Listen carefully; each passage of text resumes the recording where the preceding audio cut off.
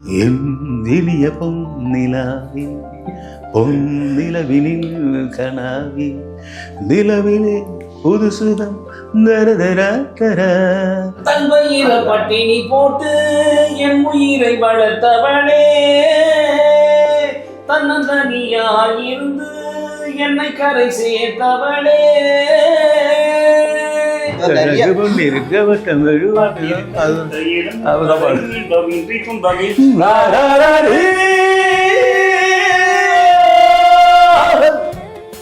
இசை கச்சேரியில உட்கார்ந்துருக்க மாதிரி எனக்கு ஒரு இந்த வீடு வந்து அமைதியா இல்ல கலகலப்பா இருக்கு அப்படின்னு தெரிஞ்சது.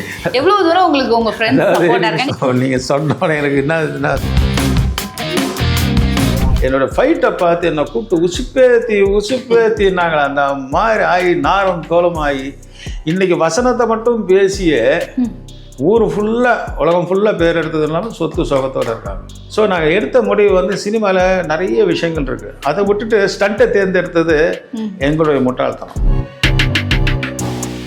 சார் தரவா நீ அங்கே போய் ஹோட்டல்லாம் உட்காந்து அங்கே போய் நம்மளுக்குலாம் பேரண்ட்ஸ் சும்மா உட்காந்து அடிக்கலாம் உட்காந்து நம்மளுக்கு அப்போ நம்ம நடிகர்களாக வந்து போவாங்க. அன்றைக்கி ஒரு நாள் என்னாச்சு, வெளியே ஒரு தேர்ட் பர்சன்ஸ் வந்து தாலி அடமானம் வச்சுட்டு 7 டன் ஏசி கிரவுண்ட் ஃபுல்லாக டேபிள் சாப்பாடு பாத்திரம் அங்கத்திரம் லொட்டு லோசுக்கு எல்லாம் அப்படியே சாவி எடுத்து கொடுத்தேன். எத்தனை பேர் வேலை பார்க்குறீங்க? 7 பேர். 7 பேருக்கு சொந்தம்டா, இதை விற்றுட்டு எல்லா காசு எடுத்துகிட்டு சொந்த தொழிலை கூட போடுங்க. 2 பேரும் இவ்வளோ நாள் உயிரோடு இருக்கேன்னா 2 பேருடைய அனுசரணை வச்சா, நீ தூக்கி விழும்பு கரெக்டாக நான் இங்கே பிடிக்கிறேன்டா, இல்லைன்னா அந்த கண்ணாடி அடித்தா ஹெட்டு போய் அடிபட்டதுன்னா கிளாஸ் இங்கே போடும், நான் இப்படி தூக்கி போகிறேன் சிங்க் பண்ணுவேன். மாஸ்டர் சொல்லுவாங்க ஆங்கிள் இருப்பாங்க, அவங்களுக்காக இல்லை, நம்ம 2 பேர் உயிரோடு இருந்தால் தான் அடுத்த ஷாட் செய்ய முடியும். சினிமாவில் வந்து ஒரு காலகட்டங்களுக்கு ஒருத்தர் வந்துட்டு போயிட்டு தான் இருந்தாங்க. விஜயகாந்த் சார்லாம் வந்து உண்மையிலே இன்னைக்கு உயிரோட இருந்திருந்தாருன்னா இவருடைய லெவலே வேற. அது இல்லைன்னாலும் அந்த ஆண்டவன் பாருங்க சிரஞ்சீவி சார் மூலியமா வந்து அவர் வந்து இவர் வந்து அவருக்கு வந்து ஒரு காட் ஃபாதர் வந்து இன்னைக்கு சிரஞ்சீவி சார் தான். கேப்டன் சாகு பண்ண நான் போகாத காரணம் நிறைய பேர் எதாவது நினச்சிருப்பாங்க, போனீங்களா முடியாதனால செத்துட்டு அதோடு செய்தானே தூக்கி போயிருப்பாங்க. எவ்வளவு மிஸ் பண்றீங்க கேப்டன்? இப்போ வந்து எங்க வீட்டில் சொன்னேன், இப்போ எங்கள் அம்மாவுக்கு ஈக்குவலாக எங்கள் அக்கா சொன்னேன், அது மாதிரி எங்கள் அப்பாவுக்கு ஈக்குவலாக நிறைய பேர் அங்கே பார்த்துட்டு என்கிட்ட தான் வருவாங்க. இன்னும் தெரியுமா கால் தூக்கிட்டு போகிறேன்னாங்க. இல்லைப்பா தூக்கிட்டு போகிற சரி, அங்கே என்னால் 5 நிமிஷம் தான் உயிரோட இருக்க முடியும், ஃபைனலாக அவரு கூட சேர்ந்தா என்னை தூக்கிட்டு போகணும். ஒரு ஸ்டண்ட் பண்ணும்போதோ இல்லை வில்லன் கேரக்டர் பண்ணும்போதோ அடிபடுறது அப்படின்றது வந்து நம்மளால தாங்கிக்க முடியும், எடுத்து பூஸ்ட் பண்ணி போட முடியும். இன்னராக நிறைய ப்ராப்ளங்கள் வருது இல்லை? இப்போ நீங்கள் சொன்னீங்க கிட்னி இஷ்யூ இருந்ததுன்னு சொன்னீங்க. இல்லை இது வேறு பிரச்சனை ஆச்சு. இல்லை அதெல்லாம் வந்து எப்படின்னா எனக்கு நோயெல்லாம் வந்திருக்காது. எல்லாம் நான் சாப்பிட்ட சாப்பாடு நோயும் கிடையாது, ஒன்றும் கிடையாது. ஓகே, சில ஓரவஞ்சனைகள் சொல்லுவாங்க. இப்போ இந்த படத்தில் ஒரு படத்தில் இவர் சூர்யா வந்து அவங்க அம்மா கையால் விஷம் சாப்பிட்ருப்பாரு. பாசம் எந்த அளவுக்கு பாசம் இருக்கோ ஒரு அம்மா பிள்ளைங்க, எந்த அளவுக்கு பகையும் இருக்கும்ல. தவறு என்பது எல்லாரும் செய்கிறாங்க. தவறு என்பது என்னென்னா அசம்பவிதனம் நடக்கும்ன்றதுனால பண்ணுறதில்ல, ஒரு வெறியில் ஒரு இதில். இப்போ எவ்வளோ பேர் ஸ்கூலில் பார்த்துறீங்க, பிள்ளைய வந்து அடிக்கணும்னு சொல்லி அடிக்கிறாங்க, அது தவறப்பட்டு இதை பட்டு செத்து போச்சுன்னா போகணும், ஐயோ அந்த டீச்சர் இவ்வளோ துடிக்க சாவடிச்சாருன்னு அப்படி கணக்கு கிடையாது. பழி வாங்கும் போது எந்த வகையில் பழி வாங்கன்னு தெரியாமல், எதை வச்சு அடிக்கிறோன்னு தெரியாமல் பழி வாங்குறது. இப்போ உயிருக்கு சேதம் வரும்போது தான் அவன் நினச்சிப்பாங்க, ஐயோ தப்பு பண்ணிட்டுவேன் அப்படின்னு வருந்துறாங்க. வருத்தி என்ன பிரயோஜனம்? உங்களோட குணம்ன்றது ரொம்ப பெருந்தன்மையா எடுத்துக்க முடியுது. ஆனா அந்த வழியை எப்படி கிராஸ் பண்ணீங்கன்றது தான் தெரிஞ்சுக்க இன்னைக்கு அது ரொம்ப தேவையா இருக்குன்றதுனால நான் சின்ன வயசுல நான் எவ்வளோ தவறு செய்யும் போது என் குடும்பத்தில் என்ன அட்ஜஸ்ட் பண்ணி போனாங்களா இல்லையா? அப்போ வந்து அடிப்பாங்க புள்ள, அதுக்காக அடித்து சாவடிச்சிருவாங்களா? சில எமோஷன்ஸ் வந்து டிஃப்ரெண்ட் டைப் ஆஃப் ரூட் இருக்குது, வே ஆஃப் ரூட் வந்து அவங்க என்ன செய்யணும்னு அந்த நேரத்தில் மன குழம்பி கோபமே வரலையா உங்களுக்கு உங்கள் அண்ணன் மேலே? ஏன்னா நான் சமீபத்தில் ஒரு இன்டர்வியூ வர்றதுக்கு ஏன் கேட்டேன்னா, நீ என்னை கொன்னாதான் நான் சாவன்னு இல்லைம்மா, எப்படி இருந்தாலும் நான் சாவ தான் போகிறேன். நீ என்னை கொல்லும் துடிக்க காத்துக்கிட்டு இருந்தாலும் நீயே என்னைக்கு நான் ஒரு நாள் சாவ தான் போகிறேன். நிர்ணயிக்கிறது அவன். நீ நெஞ்சை காட்டி நிறுத்தினா கூட குத்தும் போது அவன் கை எதனா ஒரு பேர்டு வந்து அடிச்சுட்டு போய் பக்கத்தில் போயிடும். இதுதான் உண்மை. நான் வந்து சந்திச்சது. என்னை குத்துறோன்னு வந்து பல பேர் வந்தவங்களாம் குத்துப்பட்டு தான் போனாங்க. என்னை வீழ்த்தணும்னு நினச்சவங்க எல்லாரும் விழுந்து போனாங்க. காரணம் என்ன, என் வழியை நான் பார்த்துக்கிட்டு போகிறேன், என் தாயை நான் தெய்வமாக நினைக்கிறேன். எனக்கு இப்போ இந்த இடத்துல இன்னொன்று கேட்கணும், அம்மா மிஸ் பண்ணுறீங்களா? எவ்வளோ தூரம்? அது எனக்கெல்லாம் வந்து எல்லாருக்குமே அம்மா ஒரு கண்ணில் எனக்கு அப்படி ஆமாம் ஆமாம் அவள் நினச்சாலும் இது வேணும். இப்போ என்ன, நான் சமீபம் 2 அம்மாவை ஏற்று பண்ணவர் ஆயிடுச்சு. தாய் வந்து அதான், அதாவது எப்படி சொன்னால் அதனுடைய வடிவத்தையோ அதனுடைய இதுவோ சொல்ல முடியாது, அளவை சொல்ல முடியாது.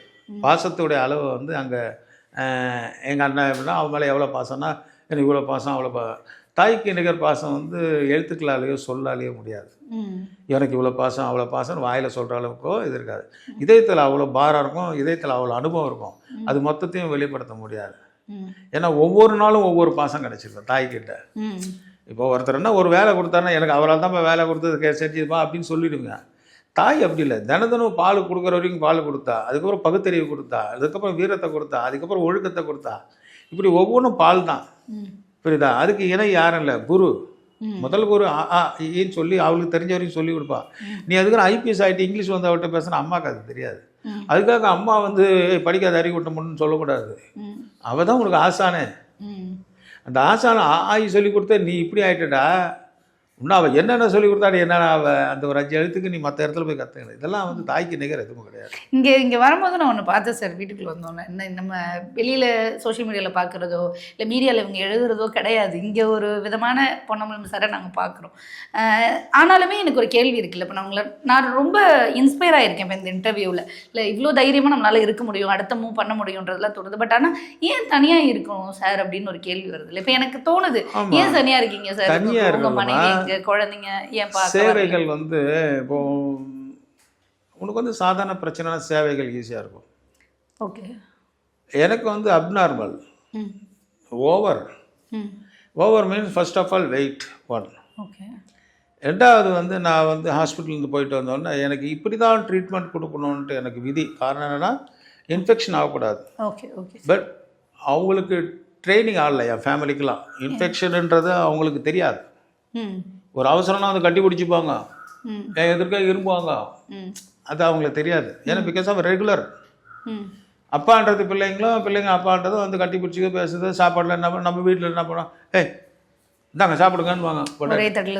அவங்க இப்போ டாக்டர் வந்து சொல்லியிருக்காரு கைப்படக்கூடாது.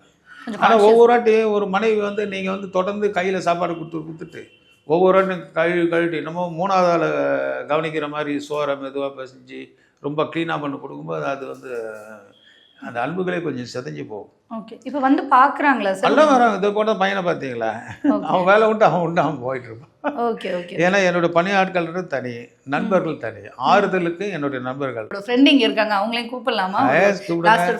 மிஸ்டர் ஜீவரத்னம் அண்ட் ஹமீத் பாய். நான் இங்கே உள்ளே வரும்போது ஒன்று பார்த்தேன், உங்ககிட்டே அந்த டிஸ்கஷன் உங்கள்கிட்ட பேசிக்கிட்டு இருந்தேன். ஒரு பாட்டு சவுண்டோடு கேட்குது. இந்த வீடு வந்து அமைதியாக இல்லை, கலகலப்பாக இருக்குது அப்படின்னு தெரிஞ்சுது. எவ்வளோ தூரம் உங்களுக்கு உங்கள் ஃப்ரெண்ட்ஸ் சப்போர்ட்டாக இருக்காங்க? இன்ட்ரோ பண்ணுங்கள், நீங்களே இன்ட்ரோ பண்ணிடுங்க. இல்லை நீங்கள் சொன்னோட எனக்கு என்ன திருவிளையாடலில் அந்த சிவாஜி வந்துட்டு அங்கே வெளியே வந்துட்டு அப்படின்வாரு. இவர் சும்மா இருந்த ஒரு எதுவும் சும்மா இது குரல் கேட்டதில்லவா அப்படின்வாரு. அது ஒன்றும் இல்லைங்க அப்படின்னா அந்த மாதிரி நீங்கள் அந்த அர்த்தம் வரும்போது அடுத்தது அது ஒரு டிஃபரெண்ட் வரா. இன்டர்வியூ எடுக்கும்போது ஏகப்பட்ட விஷயங்களை வந்து நீங்கள் வந்து அவர்கிட்ட கேட்டு தெரிஞ்சுக்கிட்டீங்க. பட் இருந்தாலும் நீங்கள் நிறைய சினிமாவில் பார்த்துருப்பீங்க. அதனுடைய உடன்பாடு எப்படி இருக்குன்றதை வந்து அவர் கஷ்டப்பட்டது முதற்கொண்டு அவருடைய ஃபேமிலி, அவங்க அம்மா அப்பா இருந்த காலங்களில் எப்படி வாழ்ந்தன்றது முதற்கொண்டு சினிமாவில் எத்தனை நடிகரோடு அவர் எப்படி பயணிச்சிருக்காரு சொன்னார். பட் ஃப்ரெண்டு சர்க்கிள் அப்படின்னு சொல்லும்போது வந்து ஃப்ரெண்ட்ஷிப் நம்ம இதுக்குள்ளே வந்து அவர் எப்படி ப்ரைவசியாக இருக்காரு அப்படின்னு சொல்லி ஒரு டவுட்டாக கேட்கும்போது இதுக்கு பின்னாடி வந்து நான் வருவேன். ஒரு 1 hour மாமா என்ன பண்ணுறீங்க அப்படின்னு ஃபோன் அடிப்பேன். என்ன பண்ணுவேன், காலையில் பொழுது வெடிச்சு எந்திரிச்சிருப்பேன். டிஃபன் சாப்பிட போகிறேன், அவர் ஏன் சாப்பிடுவேன்னு கேட்பாரு. அந்த வேலை இருக்க மாமான்னுவேன். வருவோம் போவோம், ஜாலியாக இருக்கும். இப்படித்தான். ஸோ அதாவது வந்து என்னென்னா சினிமாவை தாண்டி ஒரு ஃப்ரெண்ட்ஷிப்பு எப்படி இருக்குன்றது வந்து இவர்கிட்ட இருக்கிற மாதிரி பெரும்பாலும் இப்போ உங்கள் எதிர்க்கு நான் ஒரு பாய் இருக்காரு தான் இருக்கணும். நீங்கள் போனதுக்கப்புறம் எத்தனை பேர் வருவாங்கன்னு கணக்கில் சொல்ல முடியாது. ஓகே. ஸோ இவ்வளோ முக்கியமா எல்லாருக்கும் மன தைரியம் கொடுப்பேன்.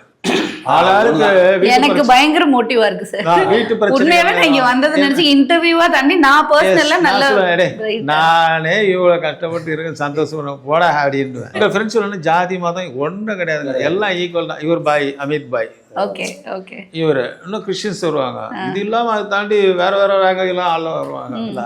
இன்னைக்கும் வந்து அவங்க ஃபேமிலியில கூட வந்து ஒன்னா இருக்கலாம் தான் கூப்பிடுறாங்க. ஆனா இவரு என்ன சொன்னா, நீங்க நிம்மதியா இருங்க, உங்களுக்கு தேவையான கடவுள் இருக்காரு பாத்துருவாங்க, கஷ்டத்தை கொடுக்க வேணாம், எனக்கு தேவையான நான் பாத்துருவேன், ஒன்னும் கவலை இல்ல. எனக்கு ப்ராப்ளம் நான் ஓப்பனா சொல்லிடுறேன், என்னால் எழுந்து யூரின் போக முடியாது. Okay okay okay. இப்போ அவங்க படிச்சுட்டு இருப்பாங்க, பொண்ணு வேலை பார்த்துட்டு இருக்கோம், அந்த கை திருப்பி வந்து யூரின் எடுத்து விட்டு திருப்பி கை கழுவிட்டு உட்கார முடியாது. திடீர்னு டாய்லெட் போகலாம், டாய்லெட்டை கவர் பண்ணி எடுத்துகிட்டு போகலன்னா திருப்பி அதிலே அவங்க சாப்பாடு செய்யணும்.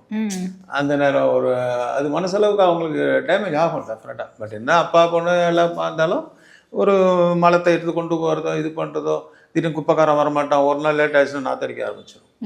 ஸோ இதெல்லாம் வந்து இங்கே என்னன்னா நம்பாளுங்க ஒரு நாள் லேட்டானா பைக்கில் போகும்போது கையில் எடுத்துகிட்டு போயிட்டு இவங்களே போட்டுருவாங்க, கார்பரேஷன் எதிர்பார்க்க மாட்டாங்க. ஸோ இந்த நிலைமையில நம்ம இருந்தா என்னடா நினைச்சுதான் நம்ம அதெல்லாம் பண்றது.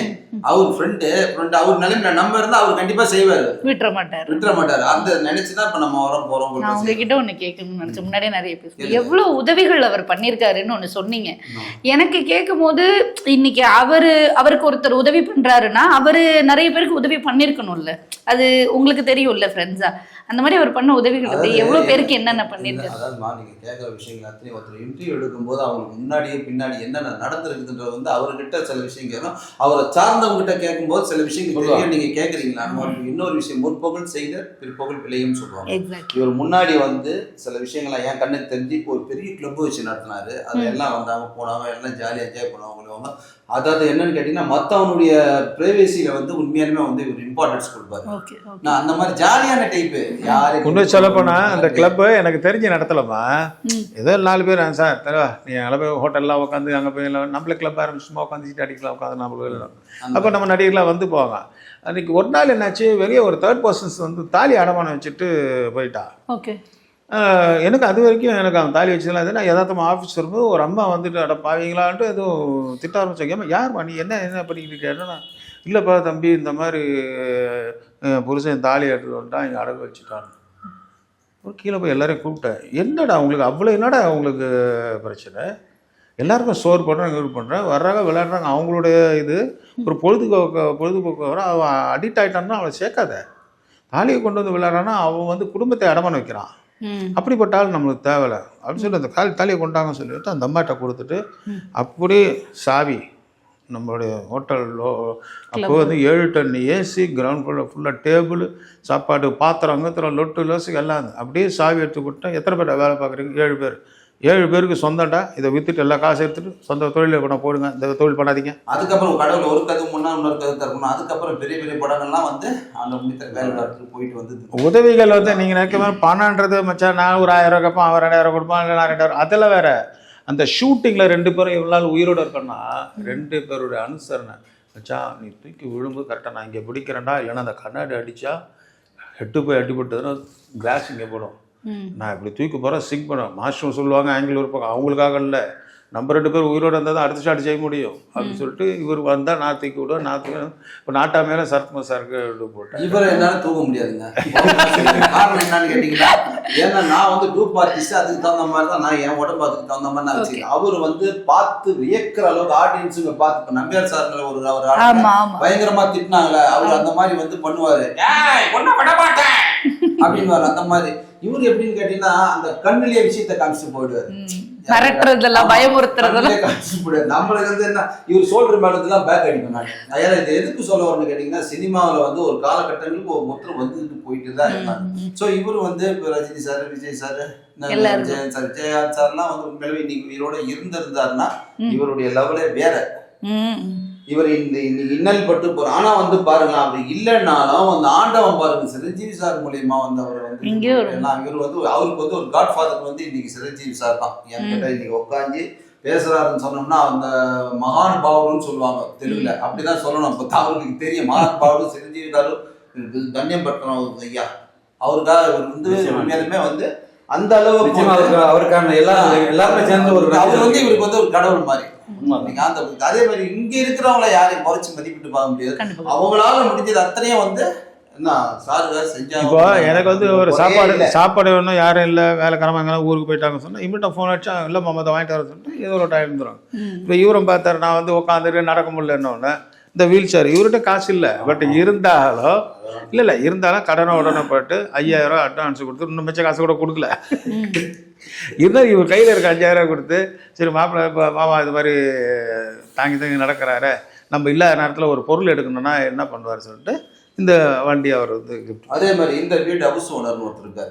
என்னம்மா அவர் வீடு ஹவுஸ் ஓனர் வந்து உண்மையாலுமே சிரஞ்சீவி சார் எப்படி வந்து ஒரு ட்ரீட்மெண்ட்டுக்கு வந்து எந்த அளவுக்கு வந்து இவ்வளோ எஃபர்ட் போட்டு கிட்டத்தட்ட 1 கோடி ரூபா மேலே இன்னைக்கு செலவு பண்ணி இன்னைக்கு அப்போலோவில் போனோம்னா தனி ஒரு இதில் இவருக்கு வந்து ஒரு இது இருக்கு. அதாவது என்னன்னு கேட்டிங்கன்னா ஒரு அந்த மெடிக்கல் சம்மந்தப்பட்ட விஷயங்கள் வந்து எல்லாமே பண்ணி கொடுக்குற அளவுக்கு இன்னைக்கு இருக்கு. அதே மாதிரி இந்த வீட்டை பொறுத்தவரைலாம் பார்த்தீங்கன்னா அவர் வந்து ஒரு பிராமின்.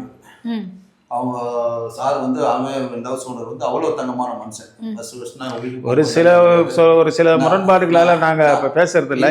முடியலனா கூட இருந்துச்சு. நான் அதை டீட்டெயில் சொல்கிறேன். என்னன்னா எனக்கு வந்து ப்ரைவேசியாக இருக்கணும், ஆசை, தனி வீடாக இருக்கணும். அதெல்லாம் கரெக்டாக கிடச்சிருச்சு எனக்கு. Okay okay. ஆனால் எந்தாலும் சில விஷயங்களில் வந்து பூத் பங்களா மாதிரி இருந்தது. Okay okay. இதெல்லாம் செலவு என்னுடைய காசு, நான் தான் செலவு பண்ணேன். அதே மாதிரி இன்னை வரைக்கும் கிணறு வந்து பழுதாக தான் இருக்குது. பட் இருந்தாலும் ஒரு பாதி அந்த பக்கம் இருந்தாலும் எனக்கு இந்த மாதிரி ப்ரைவேசி பிரச்சனை இல்லாமல் இருக்குன்னா இன்னை வரைக்கும் இருக்கிறேன். ஸோ அந்த கிணறுல வந்து நிறைய பாய்சன்ஸ் இருக்குது, பூச்சிகள் இருக்குது, இதுவாக இருக்குது. எனக்கு இதனால நான் கிட்டத்தட்ட ஒரு 40-50 லட்ச ரூபா செலவாயிடுச்சு ஹாஸ்பிட்டலுக்கு. அதுக்கப்புறம் தான் கண்டுபிடிச்சி என்னடா பிரச்சனைன்னு பார்த்தா அந்த டேங்க் ஒரு 5 வருஷம் முன்னாடியிலேருந்து அப்படி இருக்குது. இங்கே வேறு ஏதோ இந்த குழந்தைங்கள்லாம் டீச் பண்ணுறதுக்கு வர இது ஸ்கூல் மாதிரி இருந்திருக்கு. பட் இன்ன வரைக்கும் ஹவுஸ் ஓனர் இந்த பக்கம் வந்ததில்லை. ஒரு சில முரண்பாடுகளால் சில பேச்சுகளால் எனக்கு சில என் பிரதரை கொஞ்சம் ஒரு மாதிரி ஏசிட்டார். நான் அதனால் அவர்கிட்ட கொஞ்சம் இதுதான்.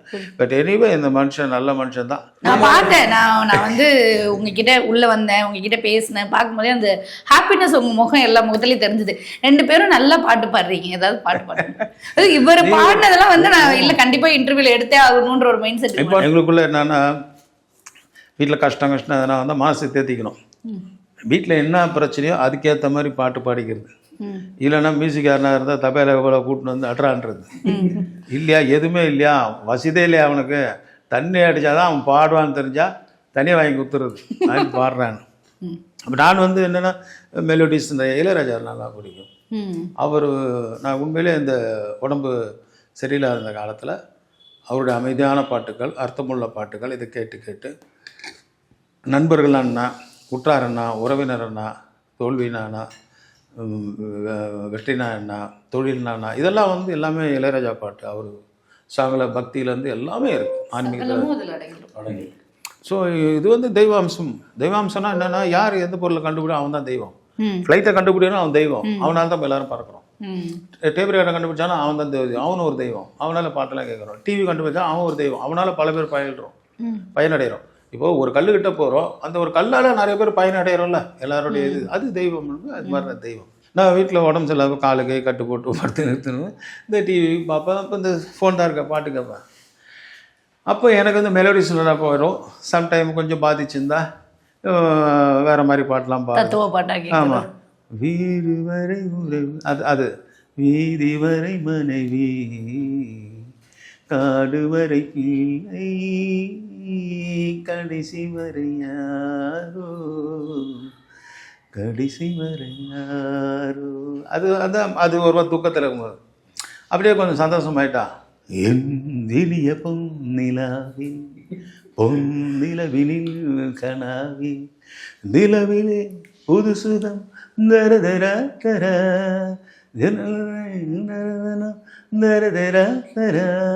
சரி, அம்மாக்காக ஒரு பாட்டு டெடிகேட் பண்ணுங்க, பாடி. கோயிலை காக்க மறந்துட்ட பாவி அடிக்கினே எல்லா பாட்டையும் பாடுங்க. பாடுறத வெயிட்டிங். நீங்க கரெக்டா அந்த லைன் ஆரம்பிச்சீங்களா? அதுல தன் வயிற பட்டினி போட்டு என் உயிரை வளர்த்தவளே, தன்னந்தனியாயிருந்து என்னை கரை சேர்த்தவளே, ஓடோடி பாடுபட்டானோ விருக்கும் ஆத்தா தீ மூடும் தேர்ந்திடுமானம் கணக்கில் ஆத்தா பெத்தவள தள்ளி வச்ச பாவத்துக்கே கூட வந்து கொல்லி வைக்க கூடலியே என்னை ஆற்றிடவும் தேற்றிடவும் மண்ணை போல யாரு என் தாயின் கோயிலை காக்க மறந்துட்ட பாவி அடிக்கிறே. இதெல்லாம் வந்து எங்களுக்கு அம்மா நினைக்கும்போது இதெல்லாம் இவர சோகம் ஜாலியா இருக்கும் போதெல்லாம் வந்து நிறைய பாட்டுங்க. ஐயோ சொர்க்கம் மதுவிலே சொர்க்கம் அழகிலே மது தரும் சுகம் சுகம் இனி வரும் நிறம் நிறம் இன்பம் வினவுதான் எல்லாம் உறவுதான். அந்த மாதிரி பாடுவோம். அது மாதிரி போதை எனது காலின் ஓவியம். அதே மாதிரி எங்கேயும் இப்போதும் சங்கீதம் சந்தோஷம் ராத்திரிகள் வந்து விட்டால் சாத்திரங்கள் நிறைவேறும். அந்த மாதிரி அது நிறைய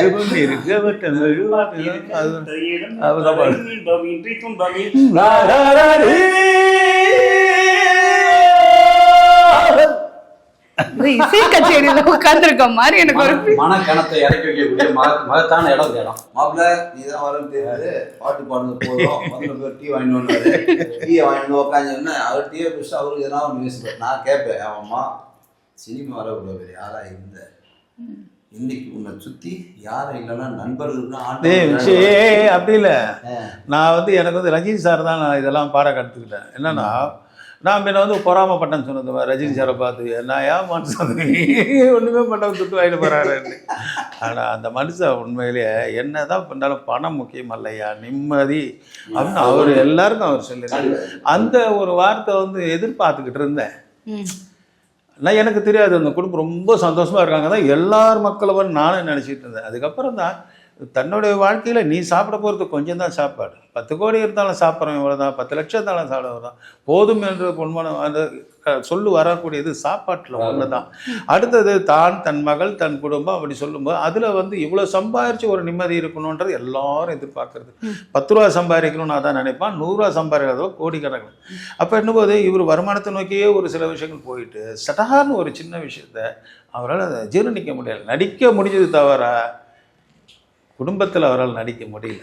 நடிக்க முடியலன்னா எல்லாருக்கும் அதான் எமோஷன்ஸ், அங்கே நடிப்பு வராது, உண்மைதான் வரும். இப்போ நான் அவரே வாய்த்தான்னு சொல்லிட்டாரு. இப்போ நான் கூட இப்போ அக்கா சாவுக்கு கேட்ட உடனே நான் மேக்கப்பா பண்ணி வாட்சி எதுவுமே இல்லை, உட்காந்து நேரம் ஆட்டோவை கூப்பிட்றான்னு ஆட்டோவில் நம்ம ஃப்ரெண்டு கார் எடுத்துகிட்டு வந்துட்டார். சரி காரில் போனால் இது ரெடி பண்ணி கீழே போனால் அங்கேருந்து சரன்னு எடுத்துகிட்டு போயிட்டு அக்கான்னு போய் பார்க்குறேன்.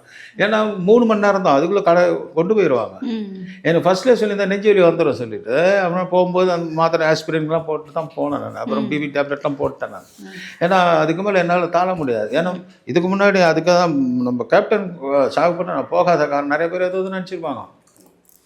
போனீங்களா? முடியாதனால செத்துட்டு அதோடு செய்தானே தூக்கி போயிருப்பாங்க.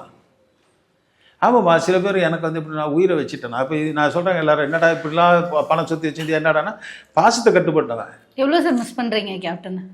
எவ்வளோ மிஸ் பண்ணுறீங்க கேப்டன்? கேப்டன் இப்போ வந்து எங்கள் வீட்டில் சொன்னேன், இப்போ எங்கள் அம்மாவுக்கு ஈக்குவலாக எங்கள் அக்கா சொன்னேன், அதுமாதிரி எங்கள் அப்பாவுக்கு ஈக்குவலாக அவர். ஏன்னா என்னன்னா எல்லாம் இப்போ என்ன அவர் செய்யாத சாதனைகள்ன்றது புது புது டைரக்டர் இயங்கிக்கிட்டு இருக்கிறது தான். வளர மாட்டோமா அப்படின்ற ஏக்கத்தில் இருக்கிறவங்கள வளர்த்தாங்க. இன்றைக்கி எல்லாம் வளர்ந்தவங்களை வச்சே படம் எடுக்கிறாங்க. இப்போ படத்துக்கு 50 கோடிக்கு தான், இந்த படம் 100 கோடி கொடுக்குறாங்க. ஒரு டைரக்டருக்கு 50 கோடி போதும் அவள் லைஃப் நல்லா இருக்கிறதுக்கு. பட் இருந்தாலும் அந்த படம் ஓடுனதுக்காக அவரே தான் நினச்சிட்டு இருக்காங்க. கேப்டன் அப்படி கிடையாது. புது புது டைரக்டர் உற்பத்தி அவரும் ஜெயிச்சு தானே தரேன், அவரும் ஜெயிச்சு தானே தரேன். ஏன் புது புது டைரக்டர் வளர்க்க மாட்டேன்றீங்க? ஒருத்தருக்கு மட்டும் தான் அறிவு இருக்குமா நான் கேட்குறேன். பட் இருந்தாலும் நம்ம மற்ற டைரக்டர் குறை சொல்லலை. அதுக்காக என்னடா எடுத்தவங்களா அவங்களோட பிஸ்னஸ் நான் கெடுக்க போகிறோம் அது இல்லை. அவங்களுக்கும் வாய்ப்பு கொடுங்கள் என்பது தான் எனக்கு வேணும். அது எனக்கு சம்மந்தம் கிடையாது, இது டைரக்ஷனுக்கு இருக்கும். நான் பொதுவாக சொல்கிறேன். ஆனால் அவர் வந்து புது டைரக்டர் மட்டும் இல்லை, ஸ்டண்ட் நடிகர் கூட மாட்டாங்க. எல்லாம் கேட்டாங்க, என்னடா ஒரே ஆளுக்கு நீங்கள் மற்றெல்லாம் கொடுக்குறீங்களா, மற்ற டைரக்டர்லாம் கொடுக்குறீங்களா, ஸ்டண்ட் மாஸ்டர்களுக்கு கொடுக்க மாட்டீங்களா? அப்போ தான் ராக்கி ராஜேஷை கூப்பிட்டு, ஏய் மாஸ்டர் அஷ்டனை தான் இருந்தாரா, சரி அவருக்கு ஒன்றும் குறைச்சல, அவருக்கு இன்னொரு 10 படம் இருக்குது, ராக்கி ராஜேஷ் நீ பண்ணுற அந்த படம் அப்படின்னு கொடுக்குறாரு. அதேமாரி அவரோட தொழிலில் பார்த்தீங்கன்னா எல்லாரையும் அவர் கவனம் ஃபுல்லாக மற்றவங்க மேலே தான் தவிர அவர் மேலே கிடையாது. பார்த்தோன்னா எதனா ஒன்றா டக்குன்னு அவர் தான் வருவார், எதனா பிரச்சனை அவர் தான். அந்த ஒரு மனப்பான்மை யாருக்கும் வராது. பட் அதோடு போயிடுச்சு அந்த ஒரு இது. அவர் காலத்தில் நாங்கள் வாழ்ந்த காலத்தில் நாங்களும் இருந்தோம் அப்படின்னு தான் எனக்கு ஒரு பேர். இறந்ததுக்கு அப்புறமா அவருக்காக வந்த கூட்டம். ஆமாம் எல்லாம் சொல்லுவாங்க. வந்து தனிப்பட்ட ஏங்க நிறைய பேர் அங்கே பார்த்துட்டு என்கிட்ட தான் வருவாங்க, என்ன தலைவா வரல தலைவா காலு தூக்கின்னு கூட போயிருப்பேன் தலைவா நிலைமை பார்த்துட்டு ஏன்னா தூக்கிட்டு கூட போகிறேன்னாங்க. இல்லைப்பா தூக்கிட்டு போகிற சரி, அங்கே என்னால் 5 நிமிஷம் தான் உயிரோட இருக்க முடியும். ஃபைனலாக அவர் கூட சேர்ந்தா என்னை தூக்கிட்டு போகணுன்ட்டேன் ஒரே வார்த்தை. ஏன்னா இவங்க வந்து சொல்லும்போது அந்த ஃபோட்டோவில் பார்ப்பேன், அந்த ஊர்வலத்தில் பார்ப்பேன், அதெல்லாம் பார்க்கும்போது இப்போது என்ன பண்ண எங்கள் அப்பாவுக்கு நான் தான் கொல்லி வச்சேன். ஸோ இன்னொரு சித்தப்பா மாதிரி எனக்கு ஒரு நான் அண்ணன் தான் கூடுவேன். எல்லாரும் கூப்பிட்ற மாதிரி கேப்டன் கூட கூட மாட்டேன். நான் இன்ன வரைக்கும் அண்ணன் தான் கூடுவேன், கேப்டன் அவரை கூட மாட்டேன். எல்லாரும் கேப்டன் கேப்டன்வாங்க, நான் மட்டும் அண்ணா அப்படின்னுவேன். சொல்லு பொண்ணு அப்படின்னுவாங்கள, ஜெய் ஸ்ரீராம் அப்படின்வாங்க. என்னை கூப்பிடுவாங்க, ஜெய் ஸ்ரீராம் எங்கே கூப்பிடுவாங்க. என் பேரே ஜெய் ஸ்ரீராம். ஏன்னா என்ன ஜெய் ஸ்ரீராம் சொல்லுவேன். ஆஞ்சநேயர் இருந்தாலும் ஏன்னா ஃபைட் பண்ணும்போது ஆஞ்சநேயர் மனசில் சும்மா ஏதோ ஒரு மன பலம் வரணும் இல்லையா, அதுக்காக ஒரு நம்மளுக்கு அந்த சுவாமி எனக்கு வந்து அப்படியே இருந்தோன்னா ஒரு எனக்குள்ள மனசில் ஒரு தெம்பு, அந்த இது சொல்கிறது, இந்த ரீங்காரம் சொல்லி பாடுறது, இதெல்லாம் வந்து நான் ரொம்ப கற்றுக்கிட்டதுனால இதனால தான் என் உடல் மனபலம் அதிகமாச்சு. இன்னும் கூட நான் உயிரோடு இருக்கேன்னு சொன்னால் இவ்வளோ பிரச்சனை, எவ்வளோ ஆக்சிடென்ட் இருந்துச்சு. வெறும் ஆக்சிடென்ட் மட்டும் நடந்தால் பரவாயில்ல, நம்மள வந்து துரோகம் பண்ணுறது, நம்மளை வந்து காசு நம்ம கொடுத்தோம் என்ன நினச்சோம், ஏமாத்துறேன்னு நினச்சாங்க. நான் கொடுக்குறது பரிதாபத்துக்கு கொடுக்குறேன், அவங்க என்னை பைத்தியக்காரன் நினைக்கிறாங்க. இதே மாதிரி தான் ஒருத்தர் அம்மா செத்து விட்டாங்கன்னு சொல்லி எனக்கு காசு வாங்கலாம். அவங்கள மார்க்கெட்டில் பார்த்தேன், வடபழனி மார்க்கெட்டில். தம்பி என்ன நான் பார்க்கலாம், அவங்கள கூப்பிட்றாங்க, பண்ணப்பலம் எப்படி இருக்கேள் அப்படின்னா, ஆயிரம்மா சொல்ல முடியுமா, உங்கள் பிள்ளை தான் செத்துட்டான்னு காசு வாங்கி விடாமான் 25,000 வாங்கிட்டு ஆட்டோ ஓட்டுறான். ஸ்டண்ட்டில் வந்து வாய்ப்பு கிடைக்கலன்னு ஆட்டோ ஓட்டுறான். வீட்டில் இந்த மாதிரி சொன்னால் மச்சி இந்த மாதிரி அம்மா இருந்துட்டாங்கடா, எப்படா எடுத்து போட போகிறான்னா, ஐயோ என்னடா சொல்கிற அப்படின்ட்டு அப்படியே பேங்க்லேருந்து 25,000 கொடுத்து மறுநாள் இந்த அம்மா பார்ப்பனா பார்த்தோன்னா ஒரு மாதிரி ஆயிடுச்சு. பார்த்தோன்னே நல்லா இருக்கீங்களா, நல்லா கதை, ஏன் இப்படி திருப்பி திருப்பி கேட்குறேன். இல்லைம்மா எனக்கு போன உயிர் திருப்பி வந்த மாதிரி ஆயிடுச்சு. கண்டிப்பாக சொல்ல முடியாது, போன உயிர் எனக்கு திருப்பி வந்துருச்சு எனக்கு. ஏன்னா ஐயோ போயிட்டாலும் வருத்தப்பட்டிருந்தேன். இவங்களை கூப்பிட்டோன்னா அவங்க ஏன் இல்லை அவங்கள மாதிரி யாருனா, ஏன்னா செத்துட்டாங்களே முந்தானத்து. ஆனால் நம்புனா நம்புங்க, 24 மணி நேரம் தான்மா போனாங்க, ஹார்ட் அட்டாக்லாம் செத்துட்டாங்கம்மா. உங்களை பார்த்துட்டு போனாங்க, இல்லை பார்த்துட்டு போய் மறுநாள் வந்து அவன் சொல்கிறான், ரொம்ப அம்மா செத்துறான். டேய் குடிச்சிட்டு டெய்லி உங்கள் அம்மா சாவாங்களா, நேற்றாண்டா பார்த்து நான் சத்தியமாக போனோம்லாம் காலை விடுறான். நான் சொன்னேன் இந்த முறை காசு தர மாட்டேன்டா. அந்த அம்மா என்கிட்ட வந்து இது பண்ண நான் வாசியில் வாங்கினேன். நீ வேறு எவனை ஏமாத்தோட்ட வாங்கிக்கலாம், ஆனால் உங்கள் அம்மா பேர் சொல்லி நான் கொடுத்ததாடா.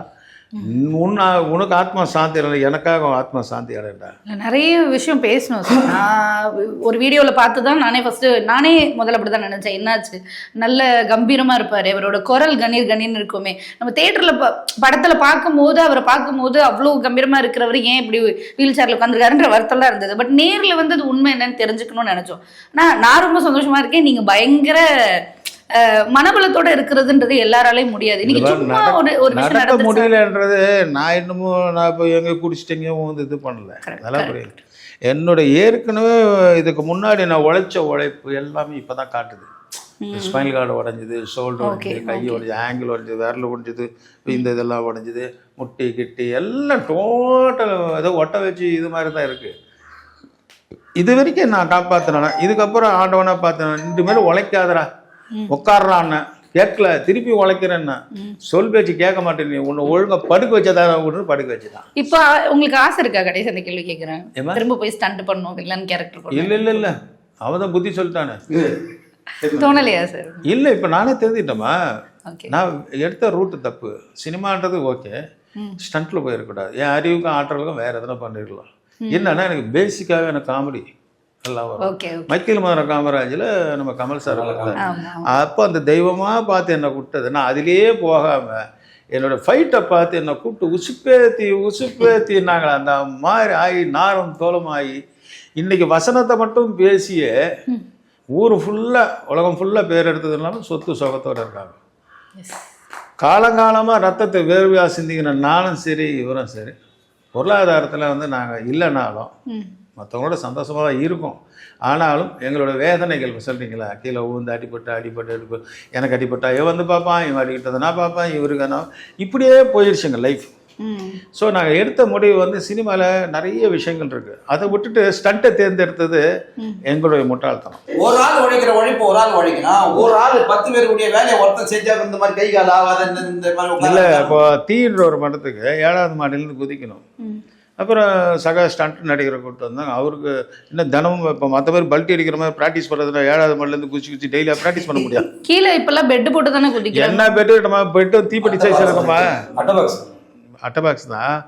7வது மாடியில் நீங்கள் பார்த்தா அது தீப்பெட்டி சைஸில் தான் இருக்கும். ஆமா ஆமா தெரியாது.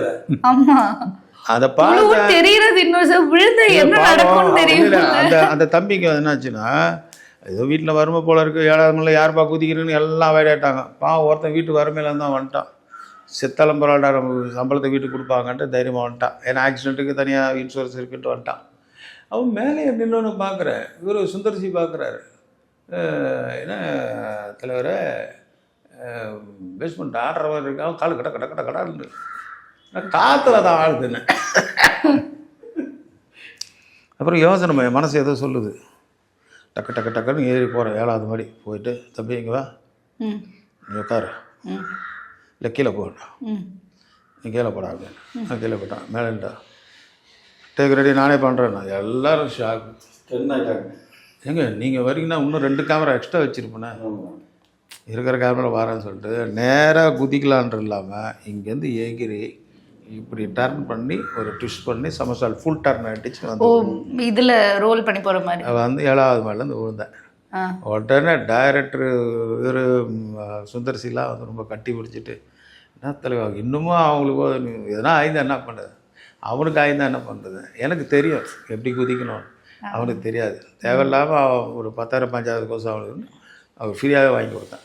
அந்த காசு வாங்கி கொடுத்துட்டு, ஆனால் எனக்கு சின்னதாக அடிப்பட்டது லைட்டாக அந்த ஸ்பைன் கார்டில் கீழே அந்த கல் ஒன்று குத்திக்கிச்சு.